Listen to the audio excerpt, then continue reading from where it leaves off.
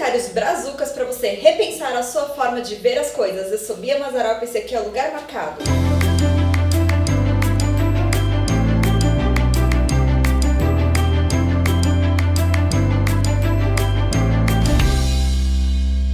Hoje aqui no canal vou fazer uma listinha de 5 documentários brasileiros que estão na Netflix e valem a pena ser vistos. Se você já assistiu algum deles, comenta aqui embaixo. Se você tiver mais indicação, também comenta aqui pra gente conversar, tá bom? O primeiro documentário é Democracia em Vertigem, da Petra Costa. O documentário ele foi indicado ao Oscar de melhor documentário de longa de 2020. Não ganhou, mas mesmo assim é um documentário que vale muito a pena ser visto. Esse documentário conta um período histórico que nós ainda estamos vivendo, um período que começa um pouquinho antes da nossa eleição de 2018, mais ou menos em 2016, 2017, e vai até o começo de 2019, quando o nosso atual presidente chega ao poder. É um documentário, como eu falei, ele conta o período histórico eleitoral que ainda estamos vivendo, que ainda é uma história que nós iremos contar no futuro, mas ele é um recorte muito interessante de um viés político que tem um pensamento crítico, assim, que tem um pensamento no sentido de reolhar as coisas que sempre acreditava, que olhava aquela situação e achava que aquilo era uma coisa, e aí quando foi vendo o decorrer dos meses, foi vendo que não era bem assim, e a Petra Costa decide nos mostrar esse recorte político. Eu não sou muito fã dos documentários da Petra Costa, eu odeio Homem e a Gaivota, odeio, eu esperava outra coisa completamente diferente. Mas Democracia em Vertigem é algo que vale a pena ser visto e vale a pena ser absorvido, ser olhado. Eu espero que daqui a alguns anos esse recorte histórico possa ajudar a gente explicar o que está acontecendo, porque, né, Brasil? História que o nosso cinema não conta é o nosso segundo documentário que vale a pena ser assistido.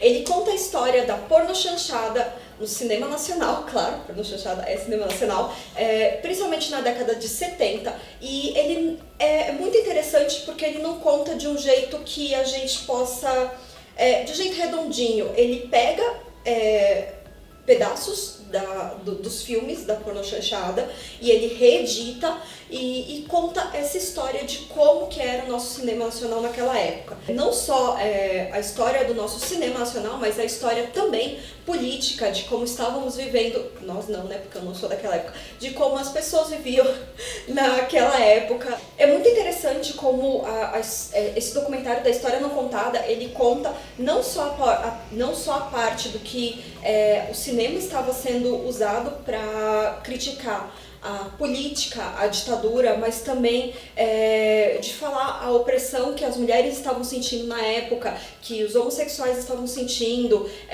que a população inteira estava sofrendo. E é um documentário bem interessante por conta disso, porque ele pega pedaços dos nossos filmes que a gente não presta atenção, que a gente acha só que é pornografia barata e na verdade é muito mais do que isso. Então vale a pena sim, e principalmente pela forma como ele conta essa narrativa de uma forma que não é convencional.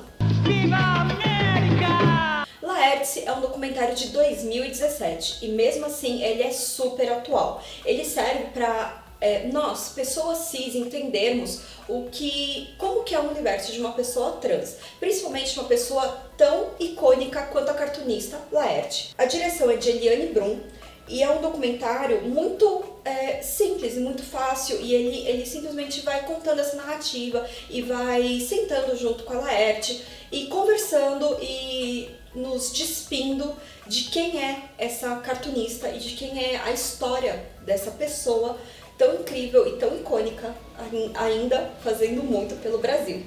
Saco é um saco. O Novo Capitalismo é um documentário que eu não fazia ideia do que esperar, pra ser sincera. Eu achei o nome interessante, tentei ler a sinopse, não entendi e decidi simplesmente assistir o documentário. Ele conta uma nova forma de repensarmos o capitalismo nesse novo século que estamos vivendo, onde a gente simplesmente não pode só querer lucro. A gente não pode simplesmente desmatar nossas matas, tirar a população da periferia e deixá-la no meio da rua, ou pessoas que não têm como pagar um plano de saúde morrerem de doenças, simplesmente porque o mundo precisa de mais dinheiro. Isso é absurdo. E esse novo capitalismo, esse documentário, ele consegue mostrar essa forma de das empresas, repensarem a forma de ter lucro, mas ao mesmo tempo repensarem uma questão social de como ajudar essa sociedade e como fazer mais do que simplesmente pensar no próprio bolso. É um documentário interessante, ele conta várias histórias, não só aqui no Brasil, mas no México, na Índia, de modelos de negócios que estão dando certo ainda.